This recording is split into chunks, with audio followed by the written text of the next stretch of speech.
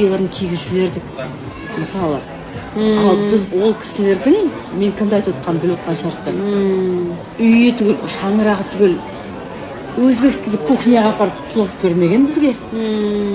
Тұрсынбек Қабатов деген әйгілі адам ауылына Алматыға барып тұрған уақытта мен сыйламай қойсын, Тұрсынбек Қабатов сыйлау керек. Себебі Тұрсынбек оның күйеуіне жұмыс берді, атын шығарды.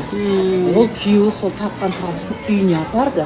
Оны жаңағы сөйлеп отқан әйел соның нанын жеді. Ол нанды бала шағасы жеді. Сонда қайтарымыз осы сөз болғаны ма, сол жеген тағамдарын арам болып кетті ғой. Арамынан кетті ғой. Бір Алланың қолдауымен Қайрат Әділгерейді Тұрсынбек Қабатовтың әзіл әлем театр көтерді дегенге 100% қолмен аяғын көтеріп тұрып иә деп айта аламын. Ал оның әйелі жасап отқан отбасылығы деңгейі төменділігі өзі ары қарай жеткізе білді осы айтқанды.